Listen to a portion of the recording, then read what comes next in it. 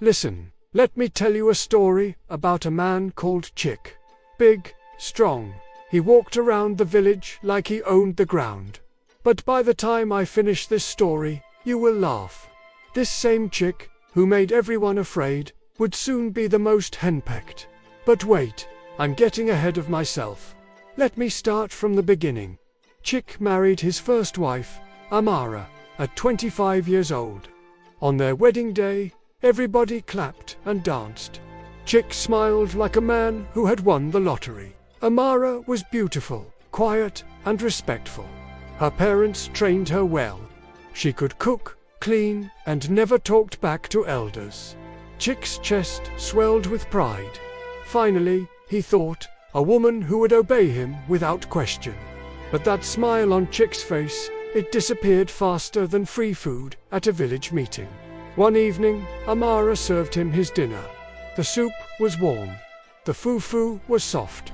Everything was perfect. But Chick tasted it, and his face squeezed up like he had bitten a lemon. Amara, this soup is cold. Cold like ice. Are you trying to poison me? I'm sorry, my husband. Let me warm it for you now. Warm it? You should have brought it hot from the beginning. Do I look like a man who eats cold food? Hey, am I a beggar? Now, let me tell you something. The soup was not cold at all. It was just not boiling hot. But Chick liked to find problems where there were none. If the food was too hot, he will complain. Too cold, he will complain. Just right, he will still find something to complain about. Maybe the plate was dirty. Maybe she served it with her left hand. Maybe the moon was not shining bright enough. Anything, everything. That night he slapped Amara for the first time, just like that.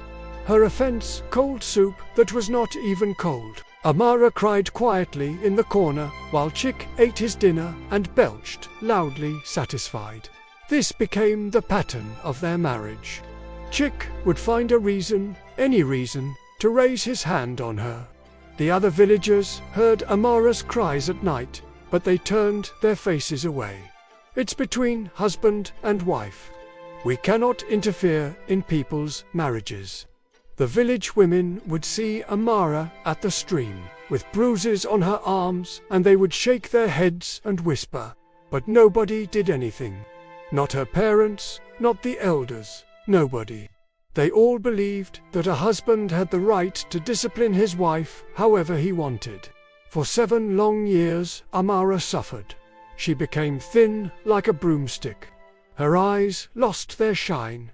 She stopped laughing. She stopped talking. She just existed, moving through life like a ghost. Every day she woke up, cooked, cleaned, and hoped that maybe today Chick will be in a good mood.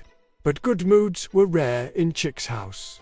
Then one night, after Chick had beaten her particularly badly, Amara went to sleep and never woke up. Just like that. Her body simply gave up. The village herbalist examined her and shook his head sadly. Her spirit left, he said. She was tired of suffering. Now, you would think that Chick would feel guilty, right? Wrong. This man cried at the funeral like he had lost the love of his life. Tears rolling down his cheeks like rain. Oscar-winning performance, I tell you. The villagers, who didn't know the truth, felt sorry for him. Poor Chick, he loved his wife so much, if only they knew. Chick buried Amara and observed the mourning period, but, in his mind, he was already planning. He waited exactly 3 months. Then he began looking for wife number 2. This time he told himself he would be smarter. He would find a woman from far away. Someone who had not heard the stories about Amara. He traveled to a neighboring village, and that's where he found Im with her smooth skin and gentle smile. She was 22 years old, fresh, innocent looking, with eyes that stayed on the ground when men spoke to her. Perfect, Chick thought, this one will give me no trouble. Inme's father was a poor farmer who was happy to receive Chick's bride price. My daughter is very obedient, he told Chick proudly. She never argues, never raises her voice. She will make you a good wife. Chick smiled. Excellent, he thought. Another quiet one. The wedding was small and simple. INM moved into Chick's house with her few belongings. And from day one, she was the perfect wife. She woke up before dawn to prepare breakfast. The house was always clean. His clothes were always washed and ironed. When he spoke, she listened with her head bowed. When he shouted, she trembled. When he raised his hand as if to strike her, she flinched and cowered. Chick was very pleased with himself. Finally, a wife who knew her place. He would trot around the village, chest puffed out, telling other men, "You see, the secret is to establish authority. From the beginning, let them know who is the head of the house. My new wife, she doesn't even breathe without my permission." The other men would nod and laugh, some jealous of how obedient In-me seemed. 6 months passed like this. Chick became more and more comfortable. He became careless. He started treating Im the way he had treated Amara, thinking she would just accept it. He shouted at her. He threw food on the floor if he didn't please him. He started raising his hand threateningly. But Im never cried. She just watched him with those quiet eyes. What Chick didn't know was that Im was not what she appeared to be. You see, Im had done her homework before agreeing to marry Chick. She had asked questions. She had traveled to Chick's village before the wedding and talked to the women at the market. She heard every single story about Amara, how she suffered, how she died, everything. INM could have refused the marriage, but she didn't. Instead, she made a plan. She would marry this wicked man and teach him a lesson he would never forget. Her obedience was just an act. Her fear was fake. All those months she was studying him, like a student preparing for an exam, learning his habits, his weaknesses, his pride, waiting for the perfect moment to strike. That moment came on a Tuesday morning, 6 months after the wedding. Chick woke up that morning expecting his breakfast on the table, as usual, but when he entered the kitchen, there was no food, nothing. The pots were cold, the table was empty. His anger rose like hot water boiling over. He stormed into the bedroom where Inim was still lying in bed, calm as you please, reading a book. "Inim, where is my food? Have you gone mad? Do you want to die?" INM slowly closed her book. She looked up at him with a small smile on her face. "Oh, Chick, good morning. Did you need something?" Chick's mouth fell open. Did she just speak to him like that casually, like he was nobody? What kind of stupid question is that? "Where is my breakfast?" And Inim yawned and stretched. "Oh that, well, I was tired this morning, so I decided to sleep in. If you are hungry, the kitchen is right there. You have 2 hands, don't you?" For a moment, Chick just stood there, frozen in shock. Then his face turned red with rage. You useless woman. I will beat the nonsense out of you." He launched toward her, his massive hand raised high, but Inim was ready. In one swift movement, she rolled off the bed, grabbed his extended arm, and twisted it behind his back with surprising strength. Before Chick knew what was happening, his face was pressed against the floor, his arm bent at an uncomfortable angle. "Let me go! Let me go, you witch!" Chick screamed, but he couldn't move. Inmi's grip was like iron, which Inmi's voice was calm, almost cheerful. "No, my dear husband, not a witch, just a woman who knows how to defend herself. You see, before I married you, I visited your village. I asked about your first wife, Amara. I heard everything. Every beating, every scream. How she died because of your wicked hands." Chick's blood ran cold. "You knew." "Oh yes, I knew everything, and I decided something. I decided that you needed to learn a lesson. So I married you. I pretended to be afraid. I pretended to be weak. But I was just waiting for you to try your nonsense with me." She pressed his face harder against the floor. "Now, let me tell you how things will work in this house from now on. You will cook. You will clean. You will wash my clothes. You will fetch water. And you will do everything I say when I say it. If you refuse, I will go to the village elders and tell them everything about how Amara died. I have witnesses, I have evidence. They will chase you out of this village and you will have nothing. Nothing. You can't do this.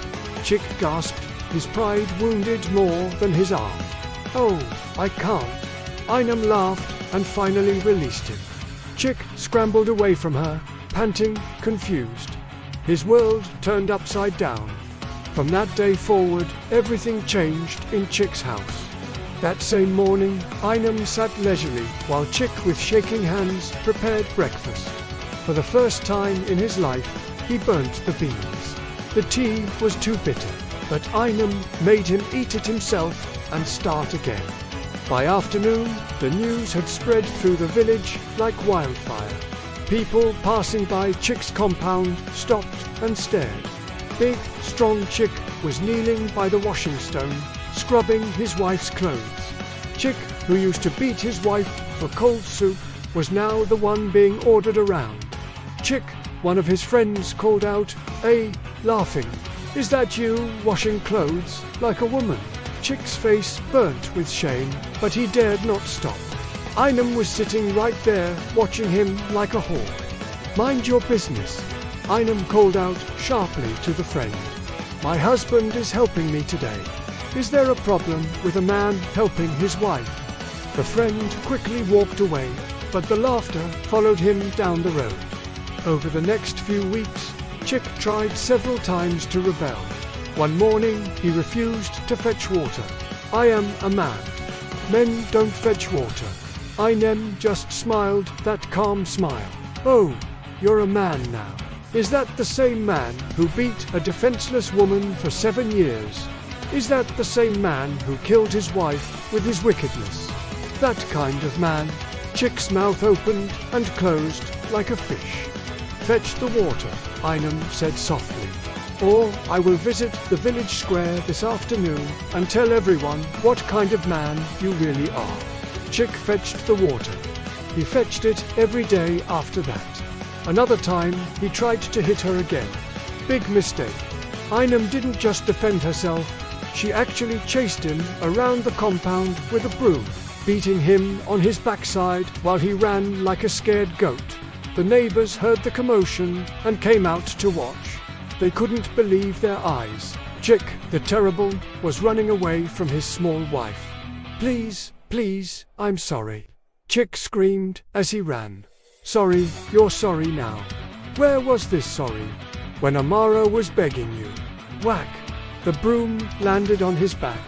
One old woman, watching from her compound, slapped her knee and laughed so hard she nearly fell over. Ah, this is better than the cinema. Chick has finally met his match. From that day, Chick gave up completely. He accepted his new role in the house. Every morning, he woke up before Ainam to prepare her breakfast. He made sure the house was spotless. He washed her clothes and ironed them carefully. At meal times, he served her first and ate only after she was satisfied. The village watched in amazement. This was the same Chick, the proud man who used to strut around like a peacock. Now he walked with his head down, humble as a church mouse. The women of the village especially enjoyed this turn of events. They would gather at the stream just to watch Chick washing clothes. "Chick, how is married life treating you?" They would call out, giggling. Chick would mumble something and scrub harder. One day, Mama Gozi, the oldest woman in the village, came to visit Ainam. She found her relaxing under the mango tree while Chick swept the compound. "My daughter," Mama Gozi said, settling down beside Ainam. "I have lived for 75 years and I have never seen anything like this." "How did you do it?" Ainam smiled. "Mama, it's simple.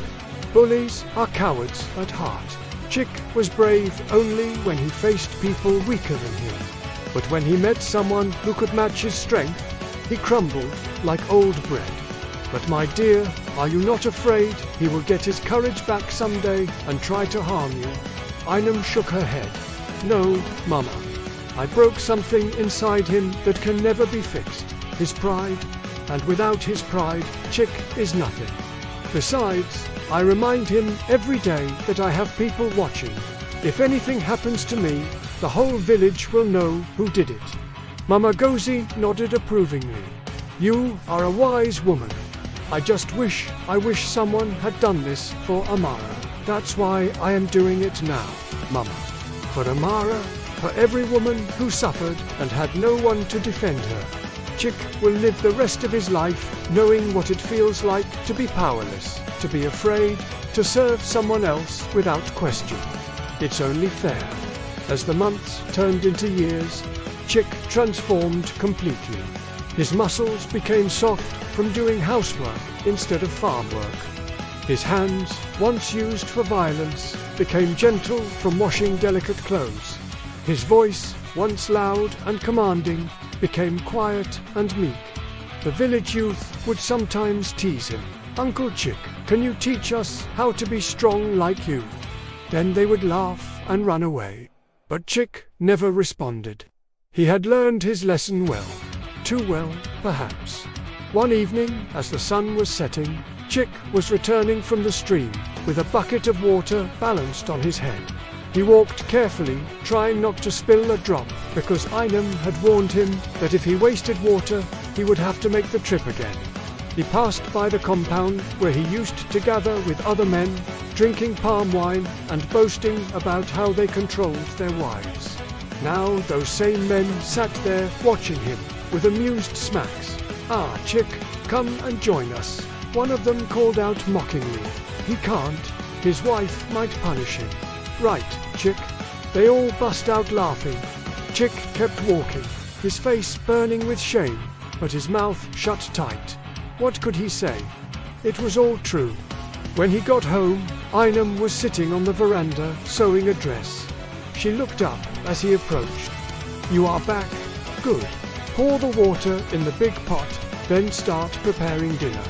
I want to rise at a steal tonight. Yes, my wife, Chick said quietly, and went to do as she was told. Einem watched him shuffle into the kitchen. She felt a small pang of something. Not quite pity, but close. Chick looked so defeated, so broken. Had she gone too far? But then she remembered Amara, sweet, gentle Amara, who had never hurt anyone in her life. Amara, who died with bruises on her body and fear in her heart. Amara, who never got justice. No, Einem decided she had not gone too far. If anything, Chick was getting exactly what he deserved. He was alive, wasn't he? He was healthy. He just had to work hard and obey rules. That's all. Nothing he hadn't forced Amara to do, except Einem had added one thing: dignity. Even as Chick served her, she never beat him. She never stabbed him. She never truly hurt him. She just made him understand what it felt like to be powerless. Years passed. Chick became known throughout the region as that man whose wife controls him completely. Travelers passing through the village would hear the story, and some would even detour just to see if it was true. And there he would be, Chick, the obedient husband, hanging clothes on the line or grinding pepper in the mortar. The story spread far and wide.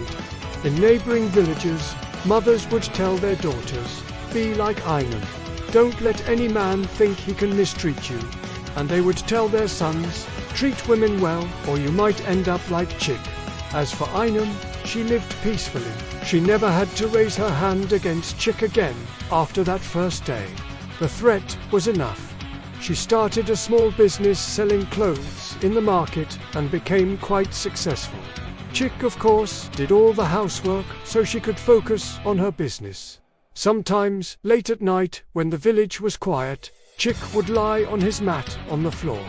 Yes, Einem had the bed to herself, and wonder how his life had come to this. He who used to be feared was now a joke. He who used to be served now served, all because he had thought himself superior to women. All because he had believed that power gave him the right to hurt others. If he could go back in time, would he change? Would he treat Amara better? The truth is, we'll never know, because Chick never spoke about it. He just continued his day's cooking, cleaning, obeying. A living example of what happens when a bully finally meets his match. Inem kept. She would sometimes visit Amara's grave and place flowers there. "I did it, sister," she would whisper. "I made him pay. Rest well." The village elders, who had once ignored Amara's suffering, now looked at Inem with a mixture of fear and respect. She had done what they failed to do. She had brought justice, even if it was served cold. So remember this story. Remember Chick, who wanted a quiet wife, but married his match instead. Remember that strength is not about who can hit harder, but about who can stand up when everyone else stays silent. Remember that pride goes before a fall. And sometimes that fall is straight into a bucket of soapy water with clothes to wash. And if you ever meet someone like Chick, someone who thinks power means controlling others through fear, just smile and tell them this story. Tell them about the man who thought he was a lion, but turned out to be just an overgrown house cat. If you enjoyed this story, hit subscribe and join the community before Inem catches you peeping and gives you house chores to